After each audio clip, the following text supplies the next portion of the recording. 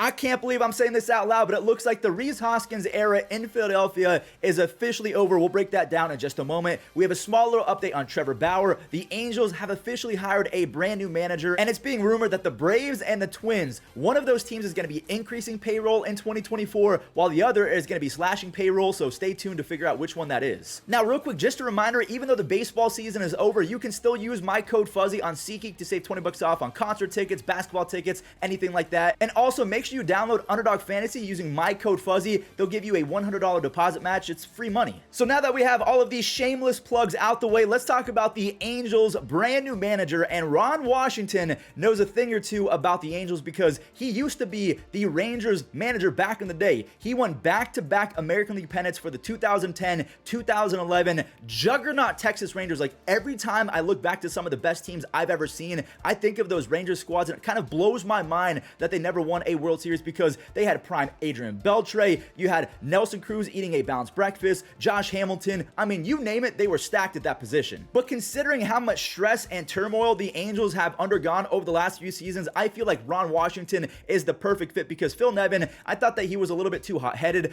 To me, I felt like Joe Maddon was kind of used as a scapegoat. I think that the Angels would have been better off keeping Joe Maddon as opposed to firing him and blaming him for everything. But Ron Washington, to me, a great fit. He is a kind of players first, and he lets the players do their thing manager, and to me, that's perfect for what's going on in LA because it's been a mess. We're not going to spend too much time on this next subject, but Trevor Bauer, the rumors are his agents are officially talking with MLB teams now. We don't have an indication as to who those teams are right now, but maybe it's the Twins if they lose Sonny Gray. Maybe it's the Angels because they need pitching. So let me know if Trevor Bauer does come back to baseball, would you want him? And if so, who's the best fit for Trevor Bauer? Now, because we just brought up Sonny Gray and the Twins, let's talk about Minnesota's approach to 2024 because the rumors are right now that they're going to be slashing payroll going into 2024. So as we can see, they have some pretty big names in terms of free agents. There's Sonny Gray, Michael A. Taylor. He's kind of good, but he's also kind of bad at the same time. He's great on the bases. He has a lot of pop. He's great defensively, but that's kind of it. Kenta Maeda, he was really good down the stretch.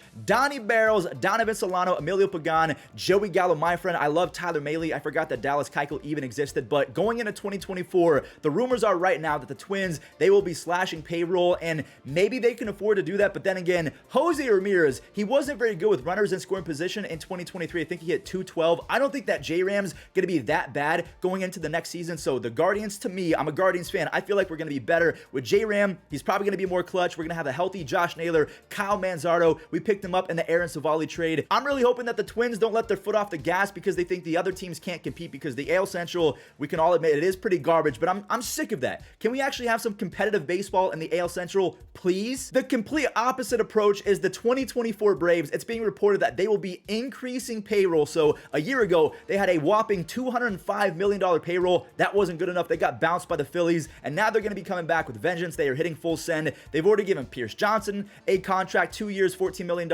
Briefcase Joe is what they call him. Joe Jimenez, 3 years, $26 million. That's a lot for a reliever. And they also picked up the option of Charlie Morton. So all three of those guys are coming back. And to me, the Braves, I feel like they're going to be very sharky in 2024. They have the blood in the water. They can smell it from miles and miles away. They could go for whoever they want. The Braves are a fantastically run organization. Everyone loves playing in their ballpark. And when you're on the same team as guys like Ronald Acuna Jr., Austin Riley, Michael A. Harris, Matt Olson, so many studs in that lineup that, yeah, you're going to attract a lot of star players. Even the free agents that they might be losing, Eddie Rosario, you can replace him, Colin McHugh, you can replace him, Kevin Pillar. If you can add some other star players in that lineup, maybe Andrew McCutchen in left field, I feel like that would be sick. Here we go. It's time to break down the Rhys Hoskins versus Bryce Harper first base question, and it's already been answered. Dave Dombrowski, the GM or president of the Phillies, he answered that question yesterday by saying Bryce Harper, he will be the main first baseman going forward, so there's no longer a spot for Rhys Hoskins. He's not going to play left field. He's not going to be the DH. He's not going to be a right fielder. Rhys Hoskins, there's no room at the end. He's got to find something else. Now, Dave Dombrowski also said that part of this was because Bryce Harper simply enjoyed his time at first base. It's not because he's a better first baseman, even though defensively, he's way better than Rhys Hoskins could ever be. But as a former outfielder, I can tell you, it kind of gets boring out there. You get lonely. You have your own auditions for American Idol. You sing, you count planes and how many seconds, and you measure things.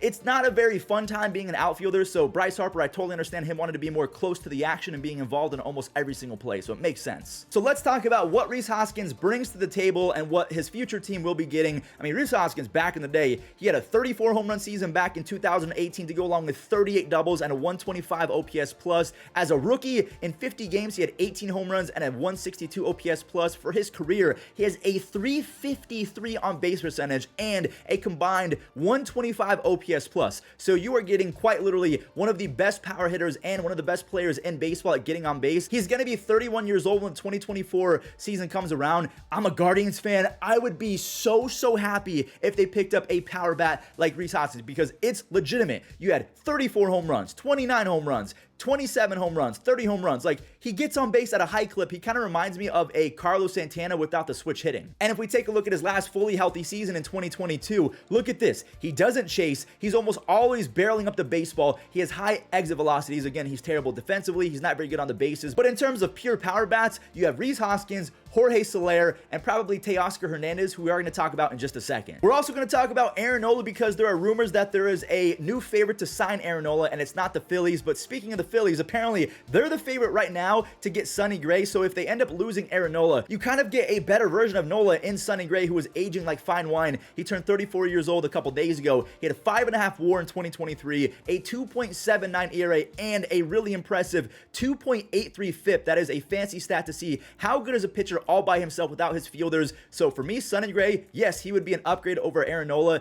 unless we're talking about big moments, because sometimes Sonny Gray, the moment can get to him sometimes, but for the most part, he's been pretty solid. Aaron Nola is coming off a fantastic postseason. He has been a big game pitcher for his entire career. If we take a look, his postseason ERA, well, it's actually 3.7, so it's not the best, but he was way better in 2023 after imploding in the World Series and the Championship Series a season ago in 2022. And the favorites to land Aaron Nola on paper, according to the sports books, the Los Angeles Dodgers. So the Phillies, if they lose Aaron Nola, they might pick up Sonny Gray. The Dodgers, they're trying to pry away Aaron Nola, and they're also trying to pry away Teoscar Hernandez. What did the Dodgers do in 2022? They fixed Jason Hayward. They saved his career, because to me, I feel like they hired Indiana Jones. They found the fountain of youth. They dug down inside of it, and they filled a million Gatorade bottles with the fountain of youth water, and then they just convinced players to drink it. And that's what happened with Jason Hayward. He had his best season since forever ago. He had a 340 on base percentage and 15 home runs. So the Dodgers, they simplify your approach. And if we take a look at Teoscar Hernandez, he was way better defensively. He still topped 18% in sprint speed, but he had one of his worst seasons in terms of getting on base, a 305 on base percentage. That is not good at all, but the power was still there with 26 home runs. Again, he was way better defensively. He's got a cannon for an arm. If the Dodgers can simplify his approach and get him to chase just a little bit less often, I mean, this guy's gonna be a stud. He's only 31 years old. But that does it for today's recap. Thank you all so much for watching. If you enjoyed, do me a favor, leave a like and subscribe, and also make sure you're using code Fuzzy on SeatGeek as well as Underdog Fantasy. I really appreciate all the support. Catch you guys in the next one.